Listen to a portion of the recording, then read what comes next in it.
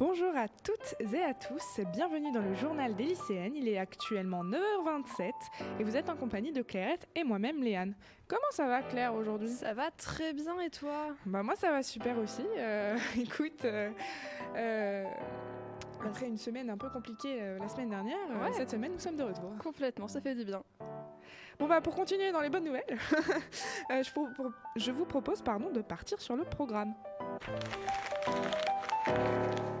Pour l'émission d'aujourd'hui, le programme sera le suivant.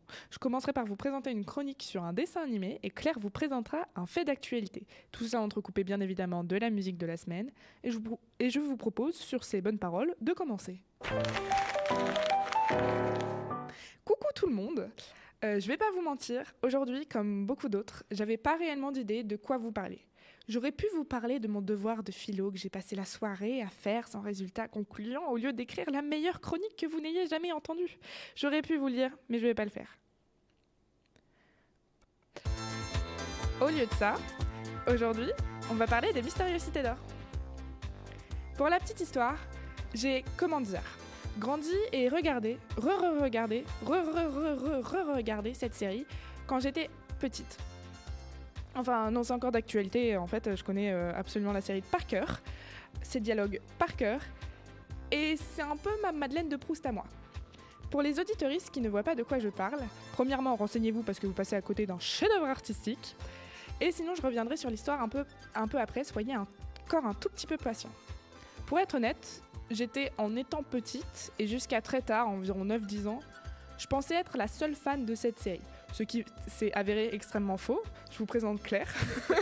Oui. Et par la suite, je refusais expressément qu'on me parle de cette série en mal. Parce qu'à cette époque, la deuxième saison était annoncée, mais elle n'était pas encore sortie. J'étais très très jeune. Enfin, très très jeune. Je le suis encore, mais j'étais vraiment... une enfant, on va dire. Pour vous dire, quand on me parlait mal de cette série, j'étais dans tous mes états. J'ai un lien si particulier avec elle que c'est très étrange quand on m'en parle mal. Certains diront que c'était très tôt, mais j'ai commencé à regarder cette série quand j'avais 4 ans à peu près. Et je la regarde encore aujourd'hui, c'est pour vous dire que franchement ça a pas trop mal vieilli et que je suis un peu fan de ça.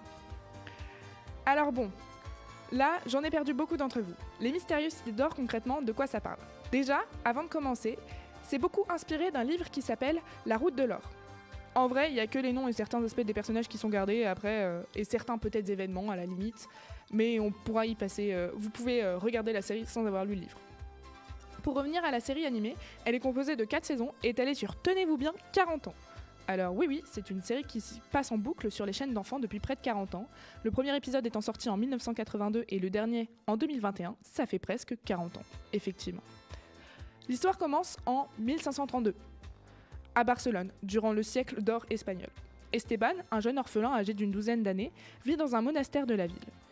Il est populaire auprès des habitants car il semble être capable d'influencer l'apparition du soleil.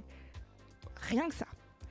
Mais il est aussi sujet à une forte acrophobie, phobie des lieux élevés. En gros, c'est le vertige, quoi. À la mort du père Rodriguez, le supérieur du monastère qui est aussi le père adoptif d'Esteban, ce dernier est approché par un navigateur espagnol du nom de Mendoza, qui l'a suivi jusque dans le monastère. Il aborde, pour une raison très précise, le médaillon d'Esteban que le marin a remarqué au cou de l'enfant. Mendoza offre ensuite à Esteban l'opportunité d'embarquer à bord de l'Esperanza, un galion sur le point de partir vers le Nouveau Monde, à la recherche des légendaires cités d'or. À cette occasion, Esteban apprend une partie de sa propre histoire qu'il ignorait jusque-là. 10 ans auparavant, Mendoza était membre de l'expédition de Magellan vers le Nouveau Monde et assista au naufrage d'un navire menacé par une violente tempête dans l'océan Pacifique. Ceinturé d'une corde, il avait alors plongé puis nagé vers l'épave pour secourir un bébé, Esteban, des bras de son père juste avant que l'embarcation ne sombre dans les flots. Esteban accepte de le suivre évidemment, sinon il n'y aurait pas d'histoire. Au cours du voyage à bord de l'Esperanza, Esteban se lie d'amitié avec Zia, une jeune fille inca, enlevée lorsqu'elle avait 7 ans dans les Andes sur ordre du cruel conquistador espagnol Pizarro. Élevée à la cour d'Espagne, elle parle couramment espagnol, comme vous le verrez, bien beaucoup de gens dans cette série, enfin tout le monde parle espagnol littéralement. Mais sa présence sur le navire n'est pas volontaire. Elle a été amenée par Mendoza sur ordre du seigneur Gomez, présent sur le navire qui travaille lui-même pour Pizarro.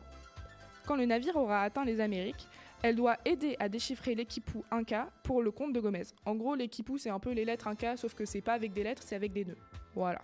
Et Zia est la seule à pouvoir lire cet équipou. Rapidement, Esteban et Zia découvrent qu'ils possèdent chacun un pendentif identique nommé les médaillons du soleil, et censé être les clés de l'une de ces mystérieuses cités d'or. Toutefois, la partie centrale du médaillon d'Esteban manque, car elle est gardée par Mendoza depuis le jour où il l'a sauvé des eaux. Il semble également que les pères respectifs des deux enfants aient une histoire liée aux cités d'or. Cependant, ils ont découvert sur le bateau dès le premier jour, et le capitaine du navire, Gaspard, qui n'est pas au courant de l'utilité de leur présence, menace de les balancer par-dessus bord, comme le veut la coutume marine. Mais Mendoza les prend sous sa protection après avoir ridiculisé le capitaine d'infanterie, ce qui crée d'emblée une vive tension entre les navigateurs et les officiels du vaisseau. Au terme de la traversée de l'Atlantique, et après avoir franchi le détroit de Magellan, à l'extrême sud du continent américain, une prouesse nautique dirigée par Mendoza, considérée dès le départ comme le seul étant capable de passer ce point périlleux, une trombe marine détruit presque entièrement l'Esperanza. Alors que les deux enfants sont, dans le même temps, injustement emprisonnés dans la cale, grâce au canot de sauvetage du navire, l'équipage de l'Esperanza parvient à fuir le galion. Condamnés, il reste 5 personnes sur l'épave, Mendoza, Sancho et Pedro, donc c'est 2 comparses de Mendoza, Esteban et Zia. Ceux-ci dérivent pendant plusieurs jours sur l'épave flottante, avant d'échouer dans l'archipel des Galapagos. Je crois que je le prononce bien.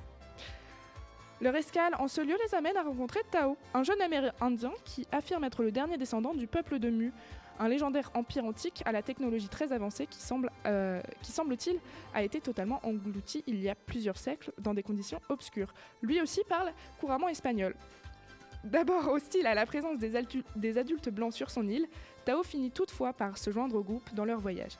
Avant de partir avec eux et pour signifier l'aspect irrévocable de sa décision, il met feu à l'ensemble des cabanes qu'il a construites sur l'île où il habitait depuis son enfance. Il n'emporte avec lui que son encyclopédie ancestrale, ainsi qu'un mystérieux vase d'or hermétique, clos, qui se transmet dans sa famille depuis des générations. Il est aussi accompagné par son fidèle perroquet vert Pichou, qui est le meilleur personnage de cette série, en toute honnêteté. Ils s'en vont alors tous vers les 7 mystérieuses cités d'or, accompagnés des rythmes endiablés, dont un que vous entendez depuis le début de cette chronique. Cette série est allée sur 4 saisons, les 3 derniers étant sortis dans les années 2010, les graphismes, les voix ainsi que les caractères des personnages sont malheureusement différents. En effet, quand on voit dans la première saison nos trois jeunes amis qui ne font plus qu'un, et que malgré les épreuves, rien ne les séparera jamais, et que dans les saisons qui suivent, ils s'engueulent pour un rien, on voit que les temps changent. Les scénaristes des 3 dernières saisons ont dû s'adapter aux nouvelles générations. Les personnages des enfants sont comme qui dirait plus dynamiques et plus impulsifs. Ils s'engueulent pour un rien, comme dit précédemment, ils sont plus unitaires dans leurs décisions et ils ont tous les 3 un arc narratif différent. Dans les 3 dernières saisons, on peut y voir notamment Tao, qui a un aspect un peu triste et dépressif, non seulement par le fait que les médaillons ont été créés par ses ancêtres, mais aussi parce que aucun des 2 médaillons qui existent ne lui a été remis. Et que ses amis qui sont censés le soutenir ont eux-mêmes leurs problèmes, notamment Zia qui développe des pouvoirs juste insane, et Esteban qui en a marre de la pression sociale imposée par tout l'équipage. Donc, ils sont plus unitaires et moins collés, ce qui est un peu dommage, ce qui est un peu vachement dommage d'ailleurs, puisque toutes ces choses-là ne sont pas forcément utilisées à leur avantage. Et vous savez ce qui est vachement dommage ? C'est que je ne pourrais pas me lancer sur ce sujet pendant des heures comme j'aurais aimé le faire. Par contre, une chaîne YouTube en est capable. Ça s'appelle ces dessins animés-là qui méritent qu'on s'en souvienne. C'est le 110e épisode de la série, alors bon visionnage et en attendant, je vous dis qu'on passe à la musique de la semaine. Aujourd'hui, la musique de la semaine, c'est La Bohème de Charles Aznavour. Voilà. Donc bonne écoute et à tout de suite sur Delta FM 90.2.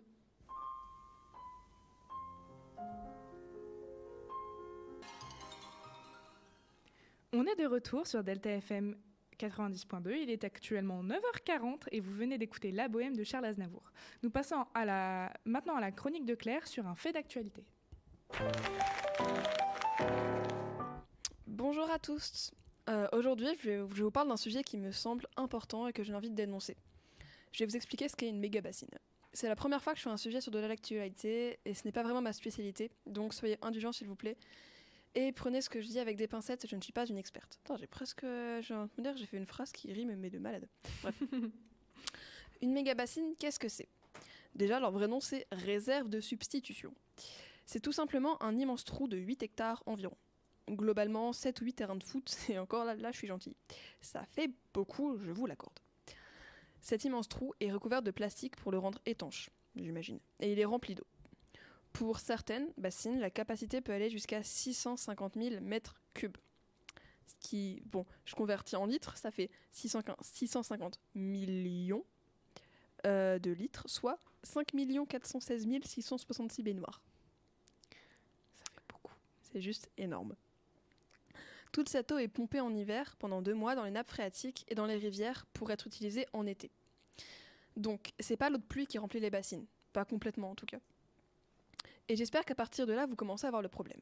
Les nappes phréatiques n'ont pas le temps de se reformer et ça va abîmer et diminuer la faune et la flore des rivières pompées, en plus de mettre une énorme pression sur les ressources naturelles en eau. Et le problème ne s'arrête pas là, ce serait trop beau. C'est présenté comme la solution pour lutter contre la sécheresse et le réchauffement climatique, mais c'est tout l'inverse. Ces méga-bassines sont principalement au service des agro-industries et de l'agriculture intensive, qui bousillent notre belle planète. Produire en très grande quantité et de moins bonne qualité tout en abîmant les sols. C'est ça pour moi la définition de l'agriculture intensive. De plus, toute cette eau devient stagnante et la quantité de l'eau est fortement altérée. La qualité, de l'eau est fortement altérée. Elle s'évapore beaucoup. Entre 20 et 60% de l'eau des bassines va être perdue. Au bout de 2-3 ans, les ressources naturelles en eau ne pourront plus être suffisantes et la sécheresse s'accentuera. Ce n'est donc pas la solution à long terme. La solution à long terme est de revoir notre agriculture pour qu'elle soit moins consommatrice d'eau et qu'elle soit surtout adaptée aux ressources de notre environnement et de notre belle planète.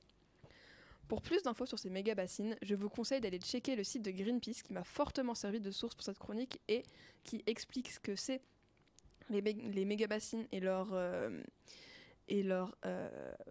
comment elles affectent la planète de façon très précise, détaillée et on comprend très bien.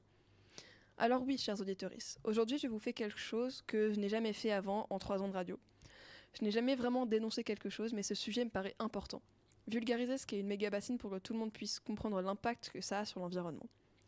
Je suis sûre qu'il y en a plein d'autres comme moi, qui ne savaient pas vraiment ce qu'est une méga-bassine, mais qui savaient juste que c'était mal, entre guillemets, parce que les gens manifestaient contre. Mais maintenant j'ai compris l'ampleur que ça a, à tel point que des personnes comme vous et moi sont capables d'aller manifester en sachant qu'elles risquent leur santé, voire pire. Alors oui, je ne suis qu'une lycéenne qui fait une toute petite chronique de rien du tout sur une toute petite radio lycéenne. Mais c'est en parlant, petit à petit, qu'on peut faire bouger les choses.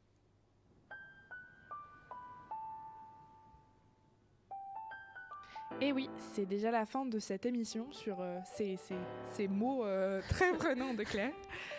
On espère qu'elle vous aura plu. En attendant, on se dit à dans 2 semaines parce que la semaine prochaine, on a le bac blanc de philosophie. Let's go. Si tout va bien.